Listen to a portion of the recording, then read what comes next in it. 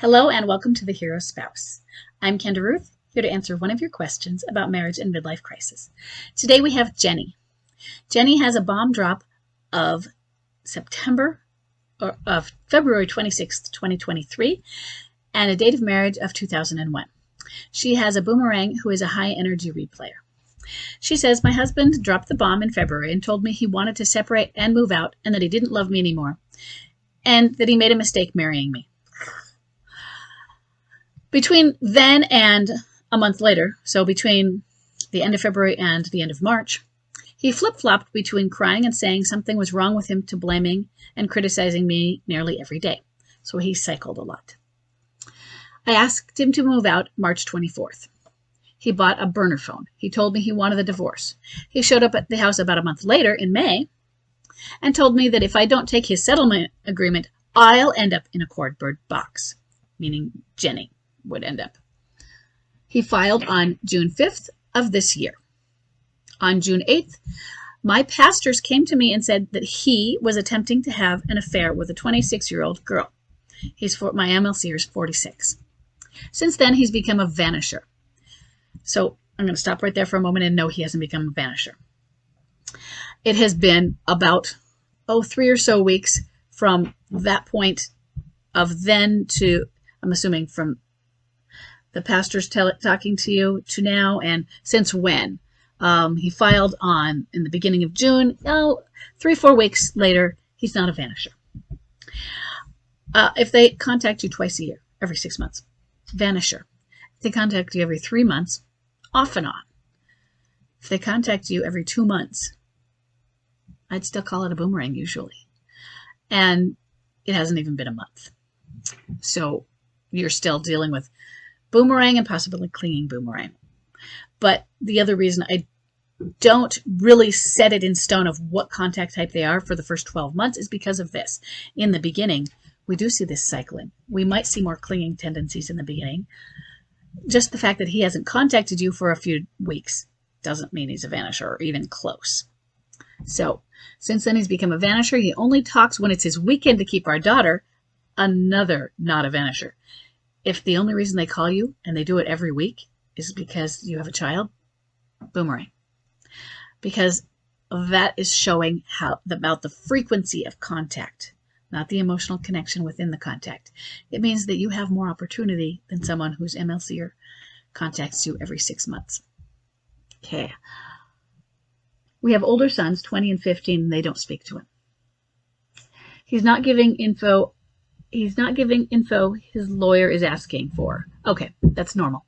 But he's telling me he's close to needing to file for bankruptcy, saying that we need to sell our house. I only make half of what he does. I'm hoping to keep the house as long as possible to give time for him to come to his senses. So a few things right now. The timeline of divorce, even when you have kids, it can be fast, but it can also be slower with kids because of all the different things and many assets. But the timeline for divorce is typically significantly less than it is for a midlife crisis. In other words, he's going to be in the time he will come to his senses. Any divorce that had been filed would have gotten through, unless they just stopped the divorce process and went through their midlife crisis without a divorce, at which point sometimes the left behind spouse gets tired of it and files, and a divorce is done anyway. So I like the hope. I had that feeling in the beginning. Keep as long as possible to give them time. Great. But don't expect that to be your entire strategy for getting through this, because it's not going to work. You need to have a plan for what you're going to do with you and your daughter, at least 20 and 15. So you have a 15-year-old son. 20-year-old may be at home, but 15-year-old is still within your care. I don't blame them for not speaking to them, but you need to be able to provide them with a house, food, shelter, all of the amenities, plus a stable mom. Midlife crisis lasts 3 to upwards of 7 years. So if this is a midlife crisis, you're in for the long haul. And when I say you're in for the long haul, I don't mean as a standard. I mean just it's a long haul, and you have children with him. If you're in for a stander, you're in for the long haul. If you're not standing, maybe you're out, but you're still in this co-parenting relationship. He's in this, and it's going to be a marathon. So first thing, everything you're saying could go away. With a clinging boomerang like he was being the first month, all of this could change, and it could cycle and change. By August, he might be completely different. We don't know. He's seeing an alienator, and usually those are an affair down.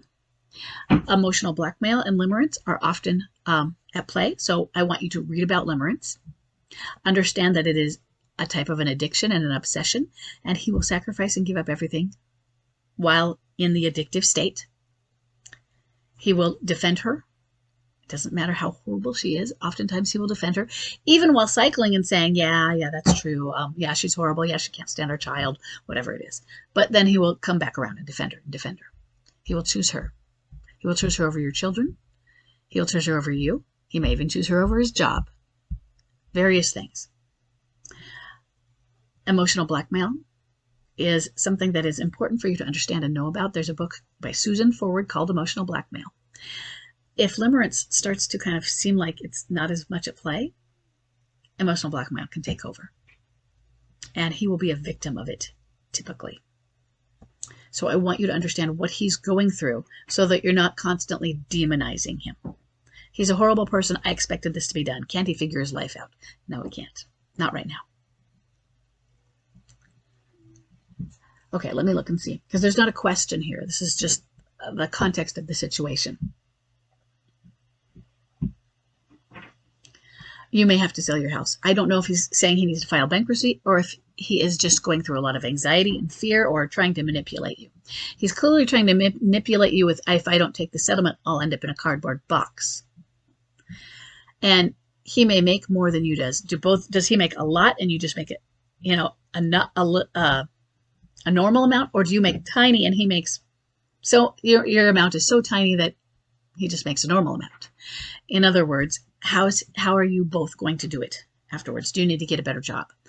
And does he not really understand what you would get in the settlement? You have 2 children at home that you're responsible for, and he needs to be responsible for. So you might get the family home. You might get the home and he has to keep you in it until they're both grown. Who knows? It depends on the situation and what the courts say and what you two can come to an agreement on. You have pastors who came and told you about the affair partner. Where are they in this? What is their support? What is their support for your marriage? Are you able to use them as a support and resource? Or just like any other human, are they going to be judgmental about it and not be friends of the marriage? Because your church can be a great resource if it's going to be friends of the marriage.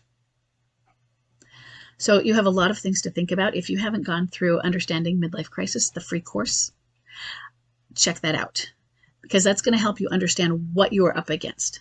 Because some of your basic questions may be answered within the course, okay? You are very new to this. Bomb drop was only a few months ago.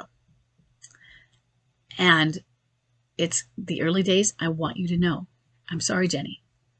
Midlife crisis gets worse before it gets better. And you're still in the it gets worse phase. Okay?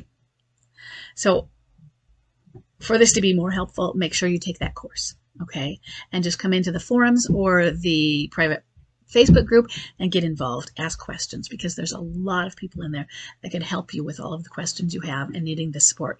Because the rest of them, they're going through it too. Okay? So I hope this is as helpful as it could be with the bad news I have to give. And I will see everybody in the next question.